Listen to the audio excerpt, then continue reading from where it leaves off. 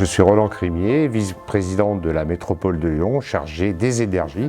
Alors Lyon, c'est d'abord un carrefour de l'Europe bien connu, avec une histoire qui remonte aux Romains. C'est la deuxième agglomération de France et c'est depuis 2015 une collectivité à part entière. C'est le seul cas en France d'une métropole qui est collectivité territoriale, c'est une expérimentation.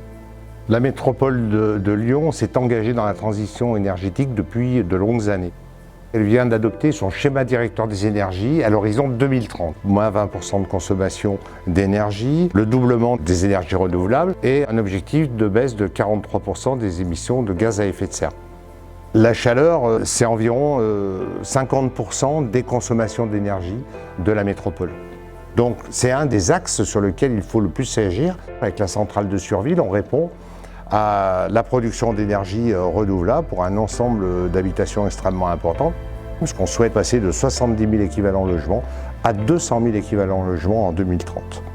Et le réseau de chaleur urbain permet de diminuer d'abord la consommation d'énergie fossile. Ça c'est le premier point, parce qu'on utilise la biomasse principalement et aussi l'incinération des ordures ménagères. On est dans une production locale de récupération de chaleur des ordures ménagères et de développement de la filière bois dans la région Rhône-Alpes. C'est moins d'émissions puisqu'on raccorde beaucoup plus de logements chauffés d'une manière centrale au détriment des chaudières floues ou même des cheminées individuelles qui sont polluantes. Donc c'est forcément un gain extrêmement positif sur la qualité de l'air. Et le troisième point, c'est le volet lutte contre la précarité parce que c'est une énergie qui est relativement peu chère par rapport aux autres modes d'énergie et c'est aussi l'objet de ces développements comme la centrale de Surville qui est destinée à alimenter, à avoir plus de clients. Donc quand on augmente les clients, on arrive à stabiliser effectivement les investissements qui sont extrêmement importants. L'objectif de la métropole, c'est de se passer de toutes les énergies fossiles. C'est l'objectif à terme. Et il faudra bien sûr après que les budgets suivent.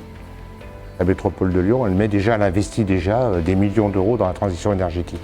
Le fonds chaleur de l'État nous a aidés à construire, à pouvoir réaliser la centrale de chauffage urbain de Surville. L'Europe peut effectivement apporter sa pierre, bien entendu, agir à la fois pour le climat, mais aussi pour l'ensemble de l'humanité finalement. On est devant des défis que nous devons relever. Après tout, nous sommes tous connectés.